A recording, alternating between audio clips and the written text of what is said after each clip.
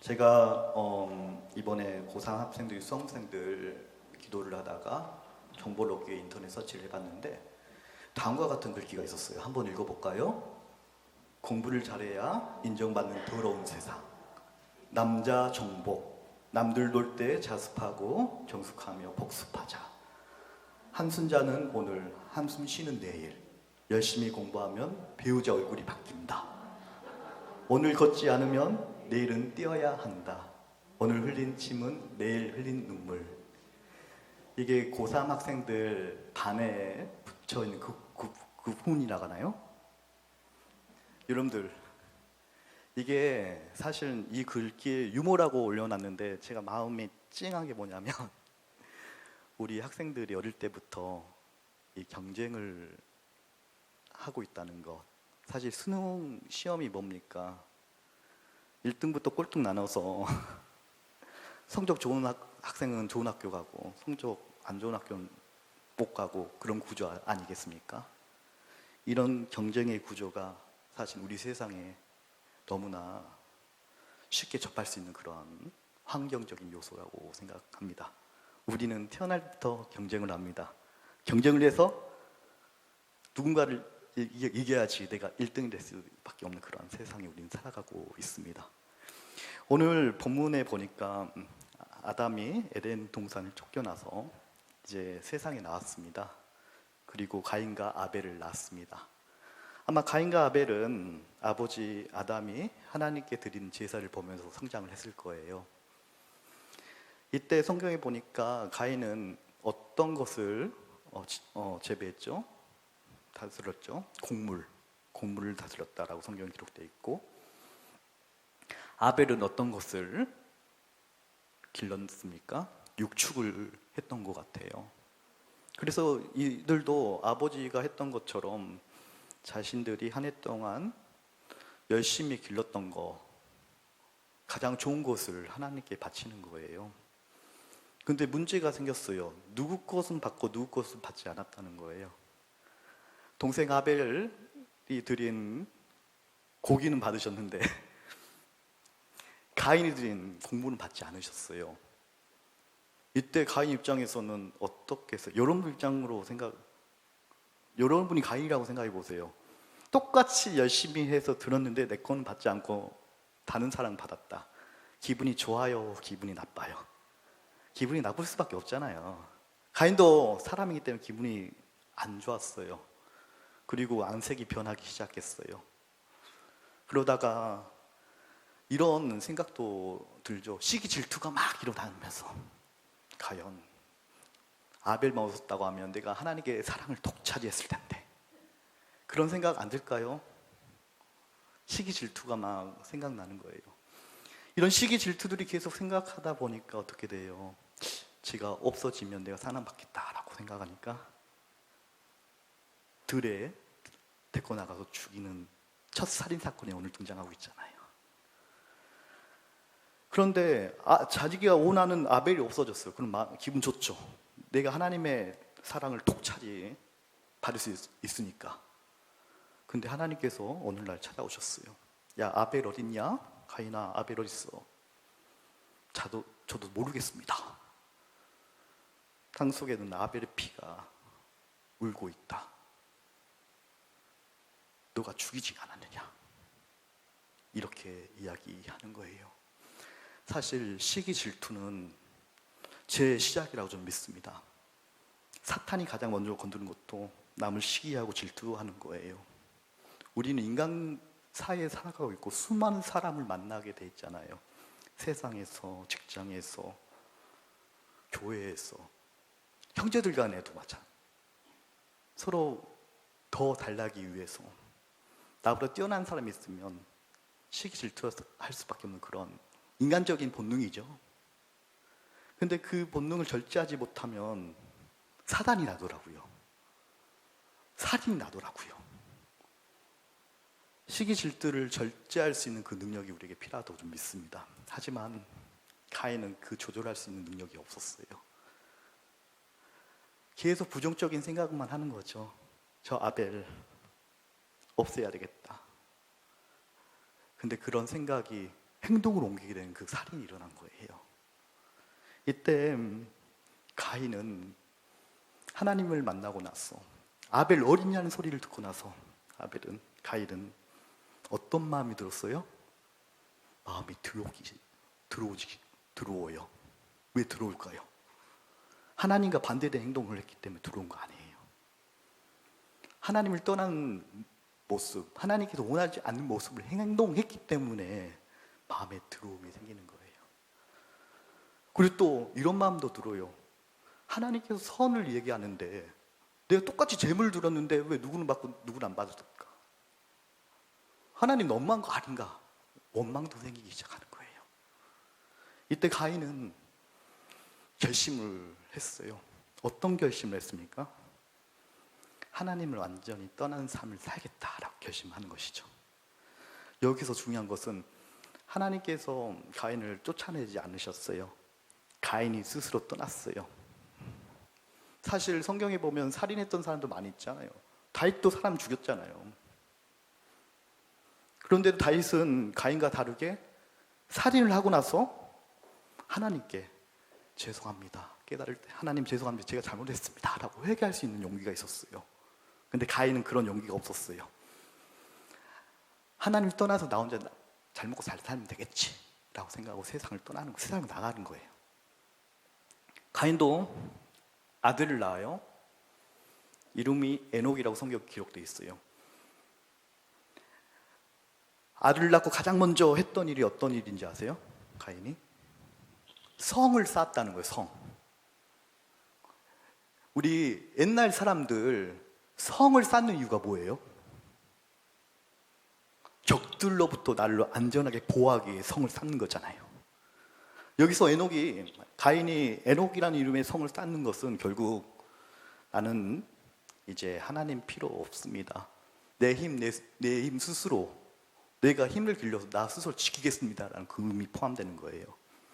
그래서 성을 쌓는 거예요. 나를 보호하기 위해, 내 스스로 나를 보호하기 위해서. 그러한 삶을 사는 가인의 모습. 왜 그런 삶을 살았을까? 어디 가든지 무엇을 하든지 마음에 두려움이 있다는 거예요. 왜? 우리 인간은 하나님의 형상으로 창조됐는데 하나님의 형상을 떠난 삶을 사는 두려움이 찾아올 수밖에 없어요. 두려움이 와요. 그렇게 하기 위해서 나를 더 단단하게, 강하게 나를 더 단련시켜야 되잖아요. 성경에 보면 그의 후손들에 대해서 쭉 나와 있거든요. 그들의 후손들 이름을 보니까 곡물의 조상들. 곡물이 뭐예요? 옛날 같은 경우는 쌀을 많이 가지고 있는 만석 부자라고 생각을 했잖아요. 부를 상징하는 거예요. 육축을 다스리는 자가 그의 조상 후손에게 나오는 거예요. 육축이 뭐예요? 송아지, 소. 지금도 월스트리트 이런 데 가면 황금소 동상 있잖아요. 소는 부를 상징하잖아요. 부자를. 또 그들의 조상을 보니까 또 누가 있습니까? 문화생활을 관장하는 그런 조상도 나타나는 거예요. 여러분들 문화생활을 하는 사람도 어떤 사람들이에요? 진짜로 바쁘게 사는 사람들은 유흥을 즐길 여력도 없잖아요. 근데 잘 먹고 잘 사는 사람들은 문화생활을 하는데 더 혜택을 많이 누리잖아요. 그리고 그의 후손들 보니까 철을 다스리는 두부가 같은 그런 이름을 가진 사람은 철을 다스리는 일을 한다고 성경에 기록되어 있어요. 철, 동철, 이게 뭡니까? 쇠를 만드는 기술이잖아요. 우리 고대 시대 때 철을 누가 많이 먼저 발명하는가가 굉장히 중요해요. 왜 그러냐면 철은 칼을 만들 수 있기 때문에 힘을 상징한다는 거예요. 어떻게 보면 가인의 후손들은 우리가 원하는 것을 다 가지고 있는 거예요. 돈도 있죠, 힘도 있죠, 문화생활도 하죠, 칼도, 싸움도 잘하죠. 지금은 뭐 덜하지만 수년 전만 해도, 수백 년 전만 해도 양육 강식의 시대 아니었습니까? 강한 자는 약한 자를 빼앗고 강한 나라는 끝까지 자신의 힘을 과시하고 약한 나를 목살게 굴고 뺏고 빼앗는 게 우리 역사 아닙니까?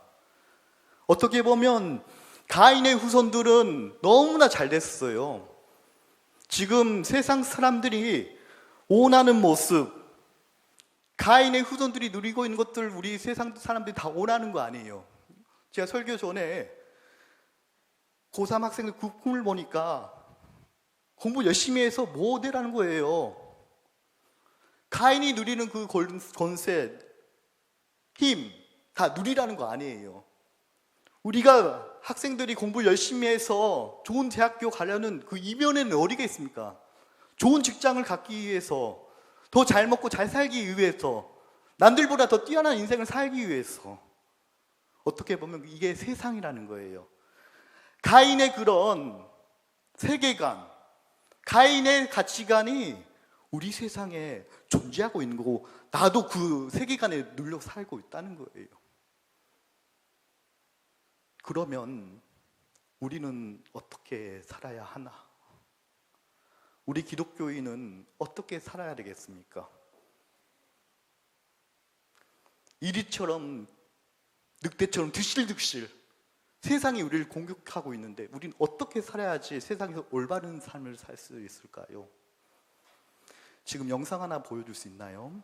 제가 설교 준비하다가 영상을 하나, 미국 미식축구 이야기인데요.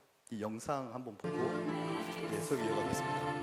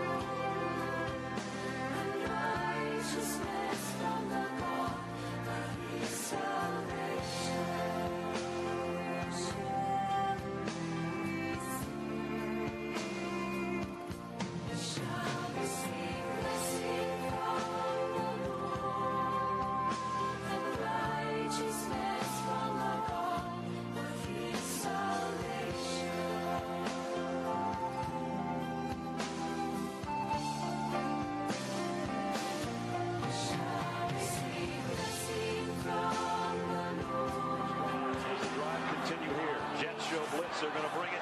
Tebow trying to run around the corner. Tebow's got a first down and more. He might score. Touchdown!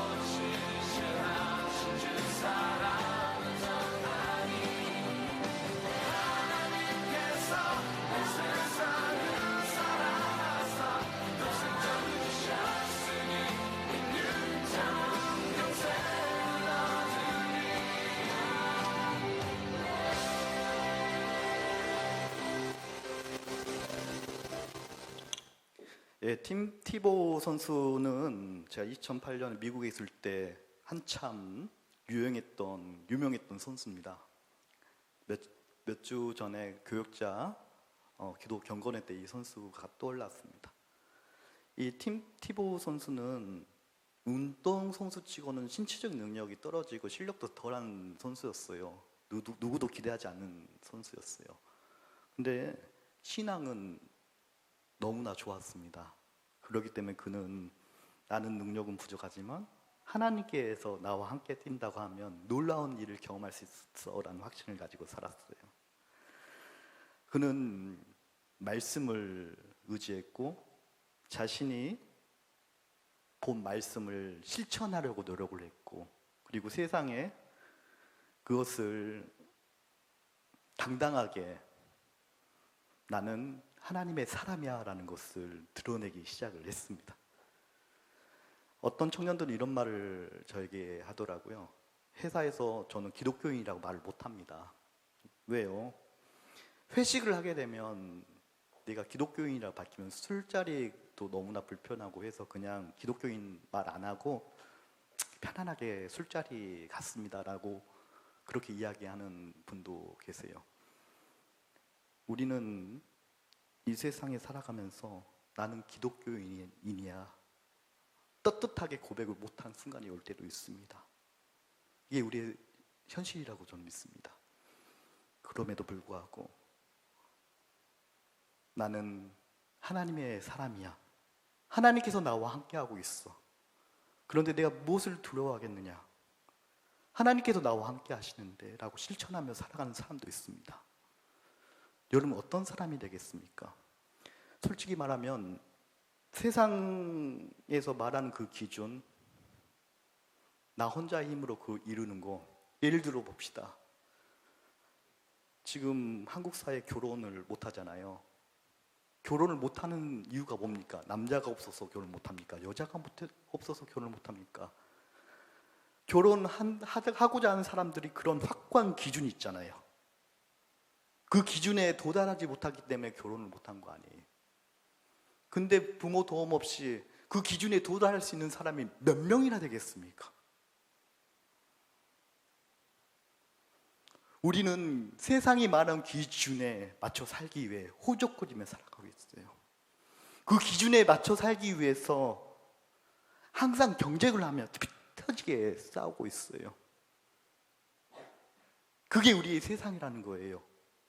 그럼 여러분 어떻게 사시겠습니까? 나의 힘, 나의 능력으로는 세상과 싸울 수가 없습니다. 하지만 우리의 영원한 빼기신 우리 하나님께서 함께 하십니다. 우리 하나님께서 함께 하시는데 내가 무엇이 두렵겠습니까? 하나님을 믿으세요. 뭔가 부족하고 어려움이 생겼을 때 전문가를 찾거나 유튜브를 찾지 마시고 먼저 하나님께 기도해 보세요. 거기에 해결책이 나올 수도 있습니다. 저는 하나님을 사랑하는 사람이 바로 여러분 되시면 좋겠습니다.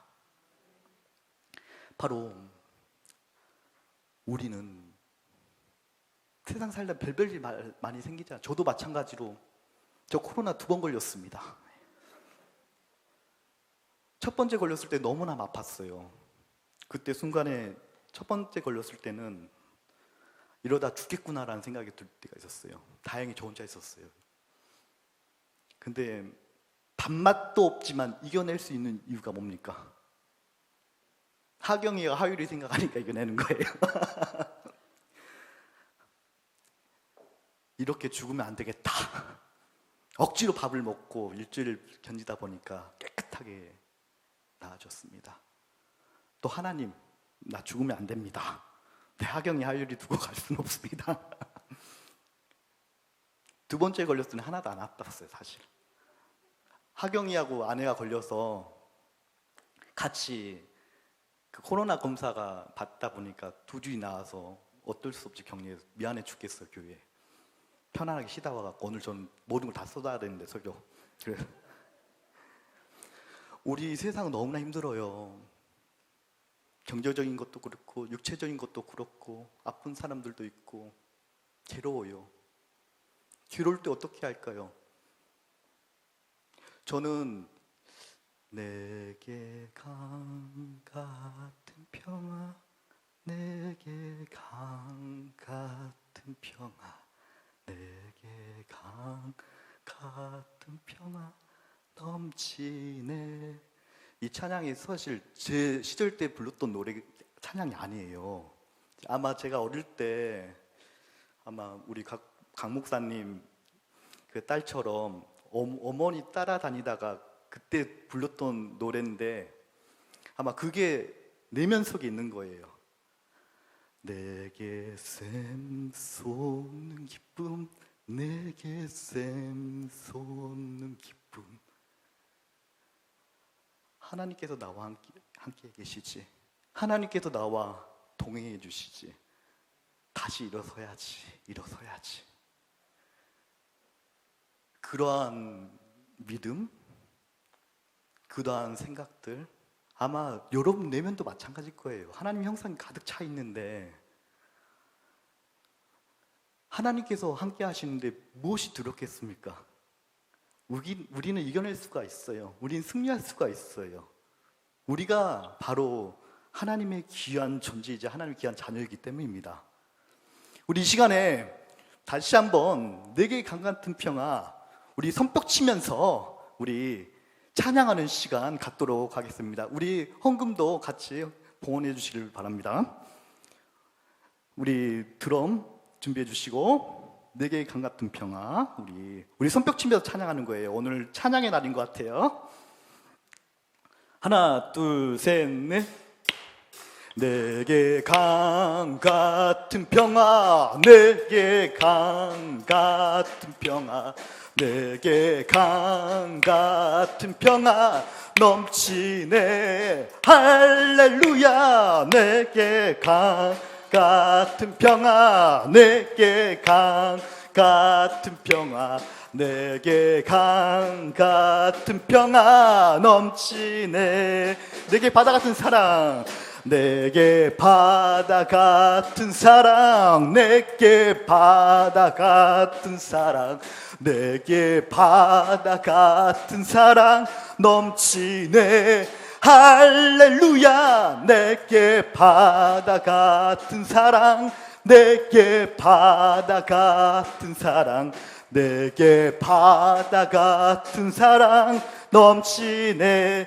내게 쏟는 기쁨, 내게 샘 솟는 기쁨, 내게 샘 솟는 기쁨, 내게 샘 솟는 기쁨 넘치네.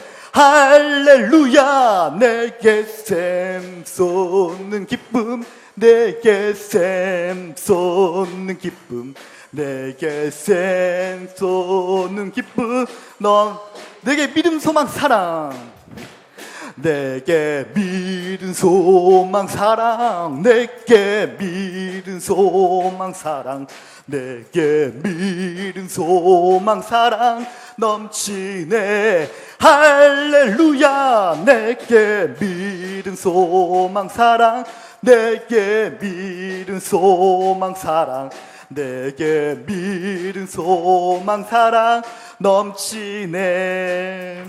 아멘. 우리를 만드신 하나님을 기억하시길 바랍니다. 우리 하나님께서는 우리에게 토기장이 되어주신다고 말씀하고 계시지 않으십니까? 하나님께서 우리를 직접 지으셨습니다. 하나님께서 우리와 함께 하십니다. 하나님께서 우리에게 성령으로 우리와 함께 하신다고 말씀을 해주셨습니다. 예수님께서 말씀하시기를 세상에 권세자를 만났을 때, 어려움이 닥쳤을 때 너가 어떤 말을 하든지 어떤 행동을 하는지 성령을 통해 너와 함께 하실 것이라고 말씀을 하셨습니다. 이게 우리 믿음 있는 사람의 모습이에요. 예수님께서 우리와 함께 하시기에 우리는 승리할 수밖에 없다는 거예요. 승리의 권세가 바로 우리에게 있다는 거예요. 이젠 좌절하지 마십시오. 이제 나아가십시오. 정치하십시오. 하나님께서 우리와 함께 하십니다. 우리 시간에 기도하기를 원합니다. 하나님 아버지, 나는 이제부터 가인이 아니라 하나님을 사랑하는 자녀로서 하나님을 믿으면서 굳건한 신앙을 유지하며 세상과 싸울 때에 하나님과 더불어 승리할 수 있는 나 자신, 믿음 있는 나 자신, 그리고 우리 담임 목사님을 위해 기도 부탁드립니다. 우리 원미동 교회를 위해 기도를 부탁드립니다. 앞으로 이제 구역도 새롭게 이렇게 사역이 여러 가지 사역이 일어날 텐데 우리 교회 떠났던 영혼들을 위해서, 우리 주변의 아픈 이웃을 위해서 우리 다 같이 통성으로 기도하는 시간 갖도록 하겠습니다.